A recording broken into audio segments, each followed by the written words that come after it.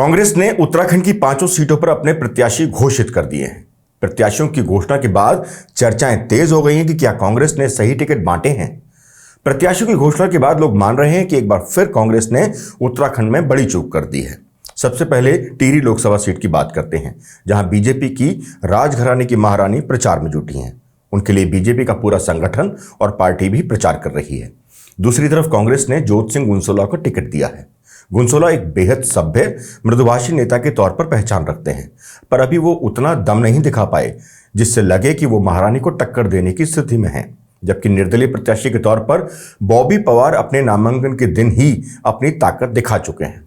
बॉबी को जिस तरह से समर्थन मिल रहा है, उससे टिहरी का मुकाबला कांग्रेस वर्सेस बीजेपी की बजाय बॉबी वर्सेस बीजेपी का दिखाई दे रहा है।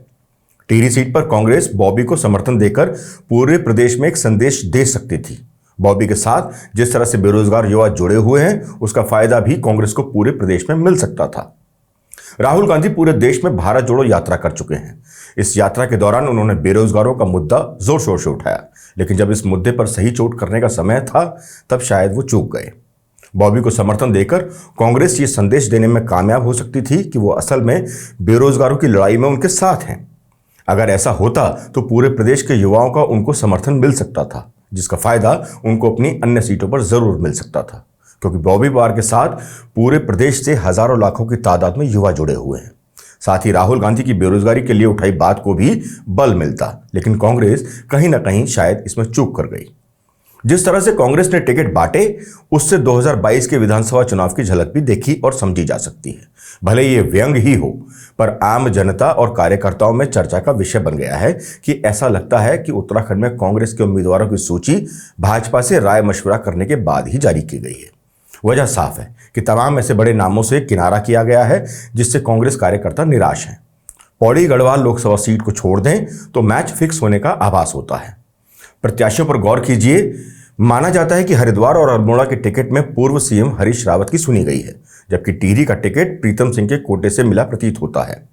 नैनीताल का टिकट शायद हाईकमान ने खुद ही तय कर दिया, जबकि पौड़ी का टिकट मजबूरी के कोटे से प्रतीत होता है। उसकी वजह यह है कि गणेश गोदियाल एक मुखर वक्ता हैं और जमीन पर मजबूत पकड़ के साथ ही दिल्ली में भी धमक रखते हैं। वैसे चुनाव से ठीक पहले वो खुद भी संसाधन का अभाव के चलते किनारा करने का मन बना चुके थे, पर ऐन वक्त पर मनीष खंडूरी कांग्रेस का साथ छोड़ गए, जिसके बाद गणेश गोदियाल को टिकट दिया गया, क्योंकि अन्य कोई नाम पार्टी के पास यहां था ही नहीं जिसे मजबूत माना जा सके। हालांकि यह भी मानना पड़ेगा कि भाजपा के गढ़ माने जाने वाले पौड़ी में गणेश गोदियाल फिलहाल 5 सीटों में सबसे बड़ी चुनौती भाजपा को देते दिखाई दे रहे हैं। गणेश गोदियाल ने सीट को पहाड़ी अस्मिता का सवाल बना दिया है। टिकट बंटवारे से यह भी प्रतीत होता है कि कांग्रेस आला कमान ने ना तो कार्यकर्ताओं की सुनी, ना प्रदेश अध्यक्ष करण महारा की, क्योंकि प्रदेश अध्यक्ष चाहते थे कि कद्दावर नेताओं को टिकट दिया जाए, लेकिन ऐसा हुआ नहीं। नैनीताल से जिनको कांग्रेस हाईकमान ने टिकट दिया है, उनका उत्तराखंड में इतना कोई प्रभाव है नहीं, बल्कि ये बात भी इतनी ही सत्य है कि कई लोग तो उनके टिकट होने के बाद ही पहली बार ही उनका नाम सुन रहे हैं। भुवन कापड़ी को अगर नैनीताल सीट से मौका दिया जाता तो शायद कहानी कुछ और ही हो सकती थी। ऐसे ही हरिद्वार सीट पर हरीश रावत या हरक सिंह रावत और खुद प्रदेश अध्यक्ष करण महारा अगर प्रत्याशी होते तो इन सीटों पर भी जोरदार टक्कर देखने को मिल सकती थी। ऐसे में कांग्रेस का बीजेपी को हराने का दावा करना एक टेढ़ी हीर साबित होता नजर आ रहा है। कांग्रेस का इसे एक कमजोर पक्ष ही कहेंगे कि जिस समय कांग्रेस को अपने सबसे कद्दावर नेताओं की जरूरत थी, उस समय उन सभी कद्दावर नेताओं ने चुनाव लड़ने से ही इनकार कर दिया। प्रदेश अध्यक्ष बार बार कहते रहे गए कि हरिद्वार से हरीश रावत खुद चुनाव लड़े, लेकिन हरीश रावत अपने पुत्र के लिए अड़े रहे।